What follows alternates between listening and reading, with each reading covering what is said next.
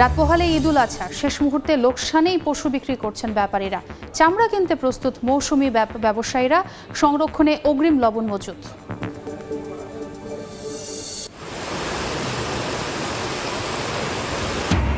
প্রবল বৃষ্টিতে সুনামগঞ্জের দোয়ারা বাজারে খাসিয়ামারা নদীর বেড়িবাঁধে 5টি স্থানে ভাঙন, নিম্নাঞ্চল প্লাবিত। বন্যায় সিলেটে ভেঙে পড়েছে যোগাযোগ ব্যবস্থা।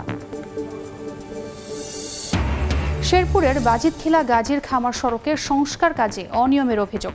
টান দিলেই উঠে আসছে কার্পেটিং। এলাকাবাসী ক্ষুব্ধ হলেও মান নিয়ে সন্তুষ্ট এলজিইডি। এবং ঈদে 5 দিনের ছুটিতে পর্যটক বরণে কক্সবাজার প্রস্তুত হলেও নেই কাঙ্ক্ষিত বুকিং, খালি অধিকাংশ হোটেল মোটেল। উল্টো চিত্র কুয়াকাটায়।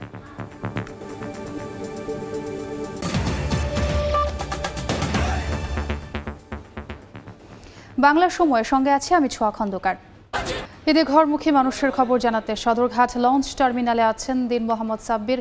সরাসরি যাচ্ছি তার কাছে। পরিবার পরিজনের সঙ্গে ঈদের আনন্দ ভাগাভাগি করে নিতে ইতিমধ্যেই রাজধানীবাসী নৌপথে ঢাকা ছাড়ছেন। অর্থাৎ কিছুক্ষণ আগে বিএডব্লিউটিএ আমাদেরকে যেমনটি জানিয়েছিলেন, সকাল থেকে এখন পর্যন্ত সর্বশেষ তথ্য পাওয়া পর্যন্ত রাজধানীর সদরঘাট লঞ্চ টার্মিনাল থেকে দক্ষিণবঙ্গের বিভিন্ন জেলার উদ্দেশ্যে প্রায় 61টি লঞ্চ ইতিমধ্যেই ছেড়ে গেছে। আমরা আপনাদেরকে একটু দেখানোর চেষ্টা করি। আসলে আজকে ঈদযাত্রার শেষ দিনে দুপুরের দিকে কিছুটা যাত্রীচাপ কম থাকলেও বিকেল থেকে যে যাত্রীচাপ বাড়তে শুরু করেছে, সময় যতই গড়াচ্ছে যাত্রী সংখ্যা ক্রমান্বয়ে বাড়ছে। এবং কিছু কিছু লঞ্চে আমরা খেয়াল করেছি আসলে স্বাভাবিক তাদের যে যাত্রী ধারণ সক্ষমতা রয়েছে তাদের চেয়ে অতিরিক্ত পরিমাণ যাত্রী তারা লঞ্চে ওঠাচ্ছেন বলে আমরা দেখতে পাচ্ছি। কিন্তু তবুও কিন্তু আসলে এই লঞ্চ টার্মিনালে, সদরঘাট লঞ্চ টার্মিনালের যে প্ল্যাটফর্মগুলো রয়েছে, প্ল্যাটফর্মগুলোতে এখন পর্যন্ত দক্ষিণবঙ্গের বিভিন্ন জেলা যেমন চাঁদপুর, ভোলা, বরিশাল সহ অন্যান্য জেলার যারা যাত্রী রয়েছেন তাদের কিন্তু ব্যাপক উপস্থিতি লক্ষ্য করা গেছে। এখন পর্যন্ত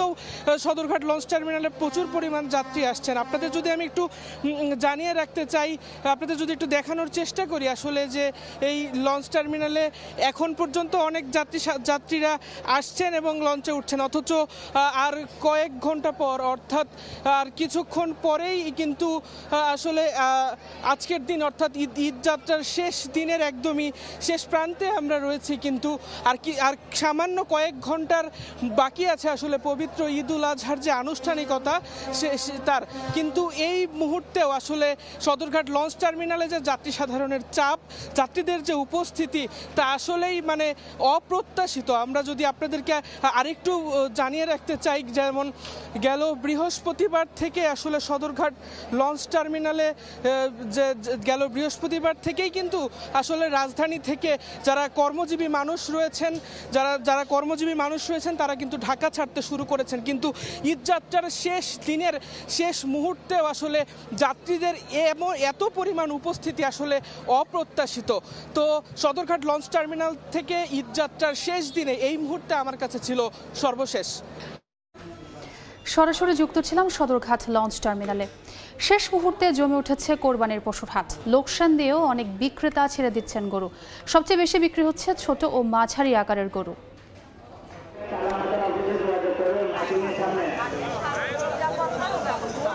রাত পোহালেই ঈদুল আজহা, আর কোরবানির জন্য পশু কেনার শেষ সময় আজ। তাই তো বন্দর শহরে শেষ মুহূর্তে জমে উঠেছে কোরবানির পশুর বেচাকেনা। ক্রেতাদের কাছে আকর্ষণীয় করার জন্য গরুর গলায় পরানো হয়েছে জরির মালা ও ঘণ্টা।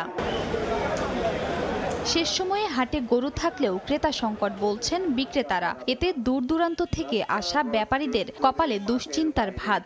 অনেক লস গরুতে, গরু বিক্রি করা কোনো ক্যাপাসিটি নেই। গতকালকে চাইছি 4 লাখ, 4.5 লাখ চাইছি, এখন দাম সস্তা, বাজার 3 লাখ টাকা চাইতেছি। তবে এবারও সবচেয়ে বেশি বিক্রি হচ্ছে ছোট ও মাঝারি আকারের গরু। মোটামুটি গরুর দামও কম পাইছি, ভালো লাগতেছে। মোটামুটি সুন্দর একটা কালারের মতো গরু পাইছি। আমি খুবই হ্যাপি, গরু বেশ সস্তায় কিনতে পারছি। গরুর দাম গতবারের থেকেও 25-30 হাজার টাকা কমপক্ষে বেশি। এদিকে বড় গরু নিয়ে বিপাকে খামারি ও ব্যাপারীরা। চাহিদা অনুযায়ী দাম না পাওয়ায় বড় গরু বিক্রি করতে পারছেন না তারা। গতদিনের তুলনায় শেষ মুহূর্তে দাম কম হাঁকিয়েও পাচ্ছেন না কাঙ্ক্ষিত ক্রেতা। দাম কম চাইতেছি, এখন 190 বলতেছে। 2 লাখ কিনে আনছি, আইসে দাম কইতেছে 1,20,000। 85,000 পর্যন্ত হলে বেশি দেবো, 1,000 কম হলো 84 হলো বেশি দেবো। বড় বড় বিক্রি করা দিলে অনেক খরচাপতি, অনেক লস যাইতেছে। এদিকে পশুর হাটে চাঁদাবাজি, হয়রানি এবং জাল টাকা রোধে কঠোর অবস্থানে রয়েছেন আইন শৃঙ্খলা রক্ষাকারী বাহিনীর সদস্যরা। খাদিজা স্বপ্না, সময় সংবাদ। কোরবানির পশু বেচা কেনার খবর জানাতে এই মুহূর্তে রংপুর নগরীর লালবাগ হাটে আছেন রিপোর্টার রেদওয়ান হিমেল। সরাসরি যাচ্ছি তার কাছে। দেখেন, আমরা কয়েকদিন থেকে দেখেছি কোরবানি ঈদকে সামনে রেখে কিন্তু পশুর হাটগুলো একেবারে ক্রেতা বিক্রেতার হাটটাকে একদম সরগরম অবস্থা। যেহেতু কালকে আগামীকাল ঈদুল আজহা অনুষ্ঠিত হবে, সে কারণে আজকে কিন্তু নগরীর যে হাটগুলো রয়েছে স্থায়ী অস্থায়ী মিলে 59টি হাট, সেগুলো কিন্তু একেবারে ক্রেতা বিক্রেতার হাটটাকে জমজমাট অবস্থা। আমি বলি, আমি এই মুহূর্তে আছি রংপুরের যে ঐতিহ্যবাহী লালবাগ হাটে। সেখানে কিন্তু শেষ মুহূর্তে একেবারে গরু, ছাগল, বিভিন্ন পশুতে কিন্তু একেবারে হাটটি ঠাসা রয়েছে। এখন পর্যন্ত কিন্তু এই হাটে প্রায় 4 থেকে 5 হাজার পশু উঠেছে এবং বেচা বিক্রিও কিন্তু একদম সরগরম অবস্থা।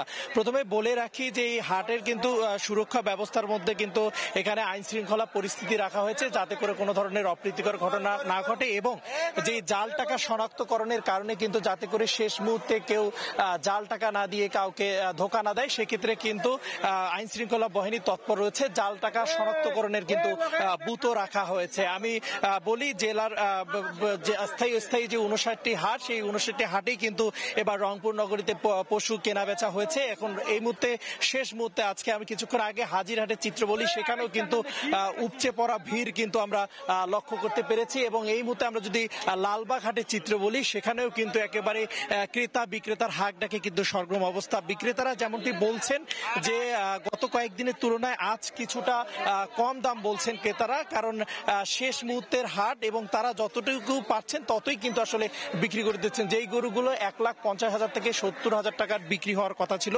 সেই গরুগুলো কিন্তু আসলে বিক্রি হচ্ছে 80 থেকে 90,000 টাকা। এই ক্ষেত্রে কিন্তু যারা বিক্রেতারা রয়েছেন তারা বলছেন যে আসলে এই গরুগুলো লালন পালন করতে কিন্তু তাদেরকে গোখাদ্য অনেক খাওয়াতে হচ্ছে, সেগুলো আসলে কিনতেও কিন্তু তাদের অনেক টাকা ব্যয় কিন্তু তারা বহন করতে হয়েছিল। সেমিত্রে কিন্তু তারা একটু আক্ষেপের কথাই কিন্তু তারা আমাদেরকে জানিয়েছেন। তো সব মিলে যদি বলি, আগামীকাল যেহেতু ঈদুল আজহা, একেবারে রংপুর নগরীর যে পশুর হাট এবং লালবাগ হাট থেকে সবগুলো হাটই কিন্তু একেবারেই জমে উঠেছে। আইন শৃঙ্খলা বাহিনীও কিন্তু তৎপর রয়েছে যাতে কোনো ধরনের হাটগুলোতে অপ্রীতিকর ঘটনা যাতে না ঘটে। তো এই ছিল আমার কাছে থাকা রংপুর নগরীর লালবাগের পশুর হাট থেকে সবশেষ তথ্য। সরাসরি যুক্ত ছিলাম রংপুরে। পাহাড়ের ঢলে ভেঙে গেছে সুনামগঞ্জের দোয়ারা বাজারের খাসিয়ামারা নদীর বন্যা নিয়ন্ত্রণ বাঁধ। এখনো পানির নিচে অন্তত 10টি গ্রাম। ক্ষতিগ্রস্ত হয়েছে আমনের বীজতলা, আউশ, সবজি ক্ষেত ও ঘরবাড়ি। এদিকে পানি উন্নয়ন বোর্ড জানায়, উজানে বৃষ্টিপাত অব্যাহত থাকলে রয়েছে বন্যার শঙ্কা। প্রচণ্ড গতিতে ঢুকছে উজান থেকে নেমে আসা পাহাড়ি ঢলের পানি। বৃষ্টি যেন মরার ওপর খাড়ার ঘা। রোববার ভোর থেকে বেলা 11টা পর্যন্ত বজ্রসহ বৃষ্টিপাত হয়। ভারতের মেঘালয় থেকে নেমে আসা এই ঢল সুনামগঞ্জের দোয়ারা বাজার উপজেলার সুরমা, চেলা, চলতি, মরাচেলা, খাসিয়ামারা, মৌলা, কালিউরি ও ধুমখালি সহ সকল নদী দিয়ে প্রবাহিত হচ্ছে।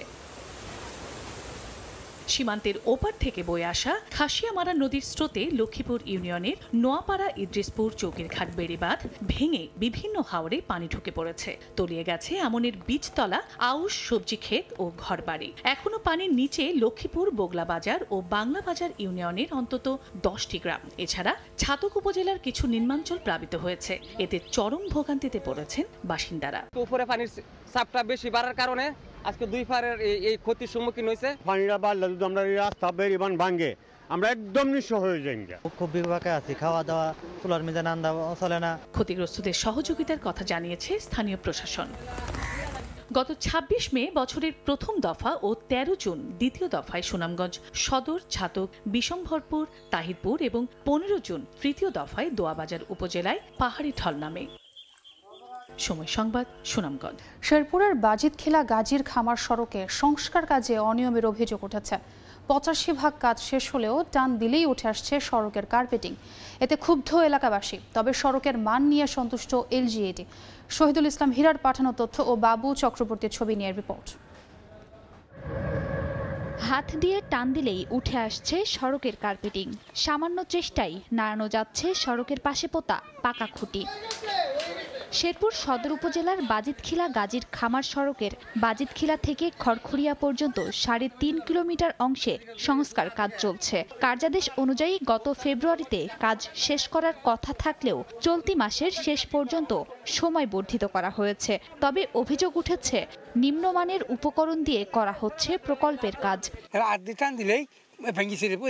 খুঁটিটা কিরকম ভাবে পোতা হয়েছে যে আমার মতো মানুষ দেখেন, আমার মতো মানুষ নড়তে পারে। অভিযোগ অস্বীকার করেন ঠিকাদার। আর এলজিইডির দাবি নিয়ম মেনেই করা হয়েছে প্রকল্পের কাজ। কাজের মান আমি আমার মধ্যে ভালো করেছি এবং ইঞ্জিনিয়াররা দাঁড়িয়ে থেকে কাজ বুঝাই নিছে। গ্রেডেশন, বিটুমিন কন্টেন্ট এবং থিকনেস সবই ভালো। তারপরেও এলাকার কিছু প্রশ্নবোধক লোকে উদ্দেশ্যমূলকভাবে রিউমারগুলি ছড়াইতেছে। বাজিতখিলা থেকে খড়খড়িয়া পর্যন্ত 3.5 কিলোমিটার সড়কের প্রশস্ত ও উন্নতকরণ কাজে ব্যয় ধরা হয়েছে 4,23,77,685 টাকা।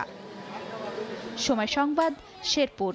কক্সবাজারের টেকনাফ উপজেলার সেন্ট মার্টিন সহ দেশের দক্ষিণ পূর্ব সীমান্ত পরিস্থিতি পরিদর্শন করেছেন বিজিবির মহাপরিচালক মেজর জেনারেল আশরাফুজ্জামান সিদ্দিকী। সকাল 11টার দিকে গণমাধ্যমে পাঠানো এক সংবাদ বিজ্ঞপ্তিতে তথ্য জানান বিজিবির সদর দপ্তরের জনসংযোগ কর্মকর্তা মোহাম্মদ শরীফুল ইসলাম। শুক্রবার সকাল থেকে দুপুর পর্যন্ত বিজিবির মহাপরিচালক সীমান্ত পরিস্থিতি পরিদর্শন করেন। সাম্প্রতিককালে মিয়ানমারের রাখাইন রাজ্যের সীমান্তবর্তী মংডু অঞ্চলে দেশটির সেনাবাহিনী ও বিদ্রোহী গোষ্ঠী আরাকান আর্মির মধ্যে সংঘর্ষ চলছে। মংডু সীমান্তের নাফ নদীর এপারে বাংলাদেশের টেকনাফ ও টানা সরকারি ছুটিতে পর্যটকদের উপচে পড়া ভিড় থাকে কক্সবাজারে। এবারও শুক্র শনি মিলিয়ে ঈদুল আজহার ছুটি দাঁড়িয়েছে 5 দিনে, কিন্তু 500 হোটেল, মোটেল, রিসোর্ট ও গেস্ট হাউসে নেই কাঙ্ক্ষিত বুকিং। মোহাম্মদ ফরাজের ক্যামেরায় বিস্তারিত জানাচ্ছেন সুজাউদ্দিন রুবেল। বর্ষা মৌসুম, এই ঋতুতে কক্সবাজার সমুদ্র সৈকত যেন বদলে যায় পুরোপুরি। উত্তাল হয়ে ওঠে সমুদ্র, আর ঢেউগুলো হয় অনেক বড় বড়। সাগর পাড়ের তারাকামানের হোটেল ঈদুল আজহার টানা ছুটিতে পর্যটক আসবে, তাই আগেভাগেই প্রস্তুত হোটেল কর্তৃপক্ষ। তবে তারাকামানের কয়েকটি হোটেল 50 থেকে 70% বুকিং হলেও বেশিরভাগ হোটেল, মোটেল ও রিসোর্টে রুম বুকিং হয়েছে মাত্র 30%। মোটামুটি ভালো বুকিং হয়েছে, আশা করছি নেক্সট 2 দিনে আরো ভালো কিছু হবে।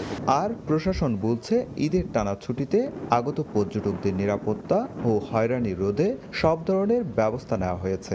বেশি ভাড়া নেওয়ার পয়েন্টটা যেখানে ফ্রিকোয়েন্টলি কথা ওঠে সেটা আমরা কন্ট্রোল করার চেষ্টা করছি যেন সে ভাড়া বেশি নিতে না পারে। ঈদুল আজহার টানা ছুটিতে পর্যটকদের জন্য প্রস্তুত পর্যটন কেন্দ্র হিমছড়ি, ইনানি, পাতওয়ারটেক, মেরিন ড্রাইভ ও রামুর বৌদ্ধবিহারগুলো। সুজাউদ্দিন রুবেল, সময় সংবাদ, কক্সবাজার। এ পর্যায়ের শীর্ষ সংবাদগুলো জানিয়ে দিচ্ছি আরেকবার। রাত পোহালে ঈদুল আজহা, শেষ মুহূর্তে লোকসানে পশু বিক্রি করছেন ব্যাপারীরা, চামড়া কিনতে প্রস্তুত মৌসুমি ব্যবসায়ীরা, সংরক্ষণে অগ্রিম লবণ মজুদ।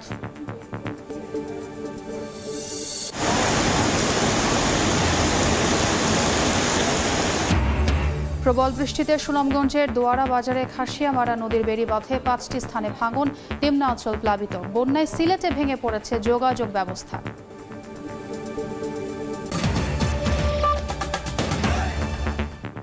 এই ছিল বাংলার সময়। এরপর সন্ধ্যার সময় নিয়ে সঙ্গে থাকবেন আফরোজা মৌটুসী। ধন্যবাদ ছোঁয়া। সন্ধ্যার সময় নিয়ে ফিরছে কিছুক্ষণ পর, সঙ্গেই থাকুন সময়ের।